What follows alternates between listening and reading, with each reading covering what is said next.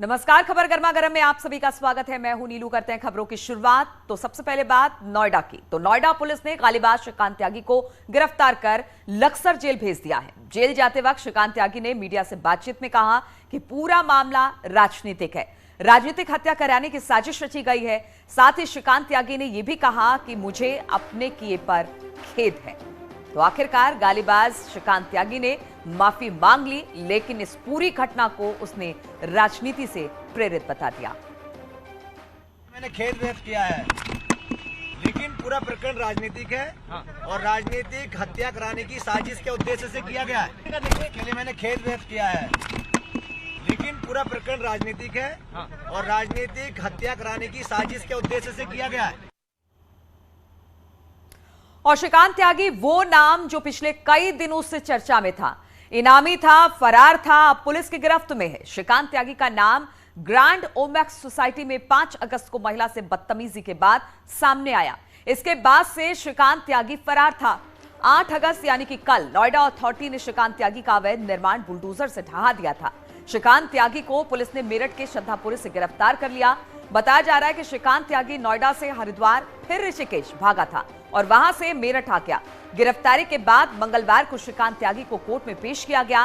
Court ने त्यागी को 14 दिन की न्यायिक हिरासत में अब जेल भेज दिया है। कोर्ट ने त्यागी की जमानत याचिका भी खारिज कर दी है। उधर श्रीकांत त्यागी की गिरफ्तारी के बाद गौतम बुद्ध नगर के पुलिस कमिश्नर आलोक सिंह ने कई खुलासे भी किए। वहीं खुद श्रीकांत त्यागी ने अफसोस जताया। 5 अगस्त को हेकड़े दिखाकर श्रीकांत त्यागी अब माफी मांग रहा है।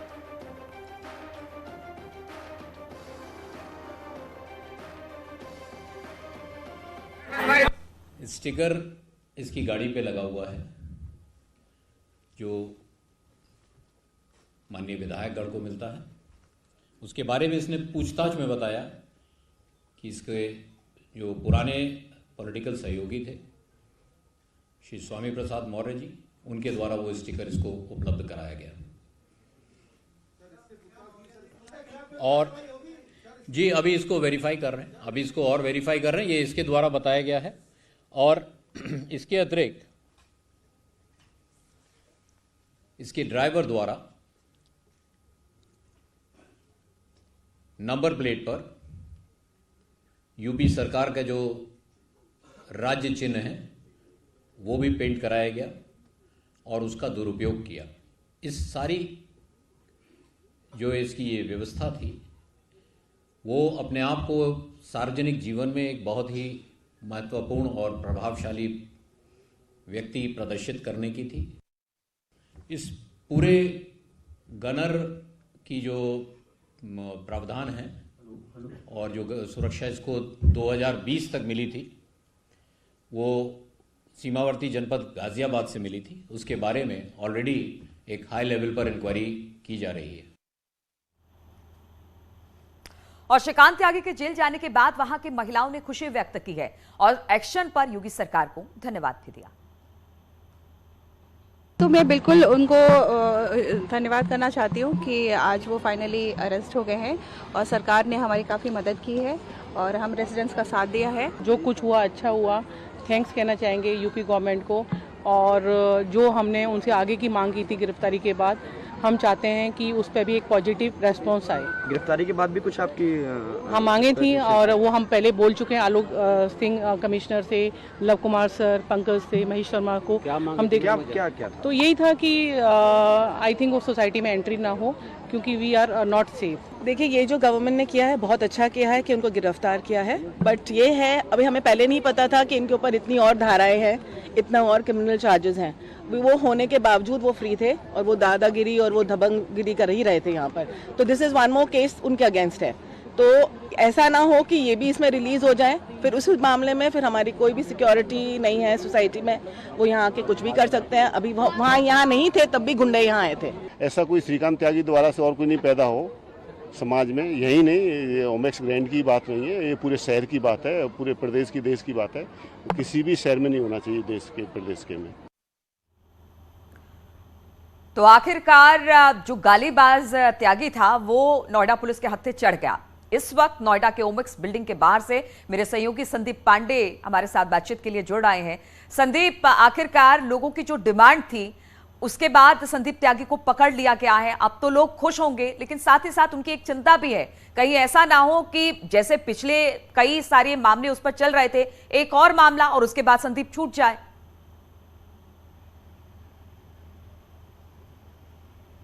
देखिए, अभी ग्रैंड ओमेक्स सोसाइटी में सुरक्षा व्यवस्था पूरी तरीके से मजबूत है। पुलिस गेट पर तैनात है, अंदर भी परिवार को सुरक्षा मिली हुई है। इसके अलावा श्रीकांत की मुश्किलें अभी कम होने वाली नहीं है कि अभी भले उनको न्यायिक हिरासत में भेज दिया गया हो, लेकिन पुलिस उनकी कुंडली खंगाल रही है। उनके आपराधिक घटनाएं जितनी उन्होंने की हैं वो कड़ी से कड़ी जोड़ा जा रहा है और उन पर गैंगस्टर एक्ट के तहत कार्रवाई की गई। साथ ही उनके एक साथी राहुल है, उन पर भी गैंगस्टर लगाया गया है।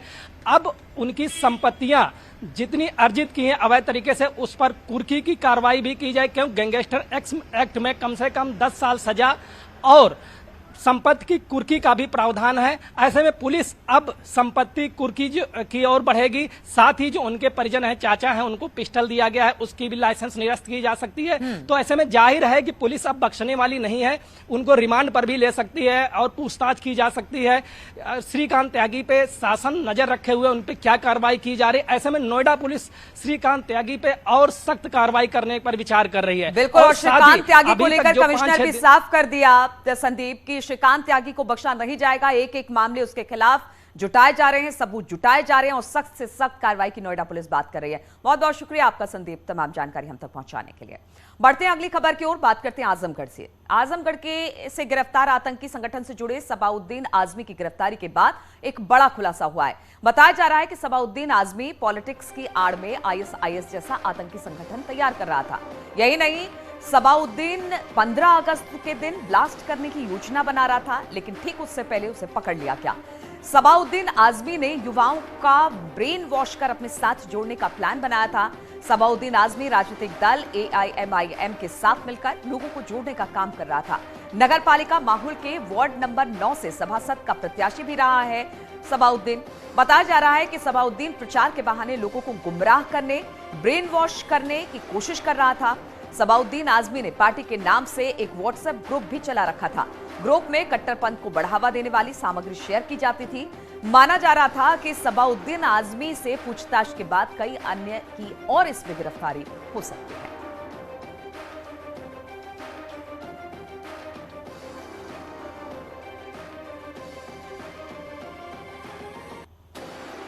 आजमगढ़ के मुबारकपुर से एटीएस ने एक आईसिस के आतंकवादी को गिरफ्तार किया है। ये बहुत ही चिंताजनक है और चिंताजनक इसलिए भी है कि वो ओवैसी साहब की पार्टी MIM का सदस्य है। इससे साफ जाहिर हो गया है कि ओवैसी साहब की पार्टी अब आतंकवादियों की पनाहगार बन गई है। AIMIM पार्टी का सवाल है। ये भारतीय जनता पार्टी के बी टीम की तरह आप देखते होंगे कि हर चुनाव में काम करती है। तो इसके लिए AIMIM पार्टी और उनके मुखिया ओवैसी जी और उनके जो अघोषित एलाइज भारतीय जनता पार्टी, ये सभी लोग जिम्मेदार हैं और इनके ऊपर सख्त से सख्त कार्रवाई होनी चाहिए। और सीएम योगी आज से 2 दिवसीय दिल्ली दौरे पर रहने वाले हैं। खबर है कि उपराष्ट्रपति वेंकैया नायडू के विदाई डिनर में योगी शामिल हो सकते हैं, साथ ही कई कार्यक्रमों में शिरकत भी कर सकते हैं। इससे पहले सीएम योगी लखनऊ में सुबह 9:30 बजे उत्तर प्रदेश रोडवेज की नई बसों को हरी झंडी दिखाएंगे। लेकिन बताया जा रहा है कि आज दिल्ली आ सकते हैं मुख्यमंत्री और यहां पर उपराष्ट्रपति वेंकैया नायडू के विदाई डिनर में शामिल होने का उनका कार्यक्रम हो सकता है।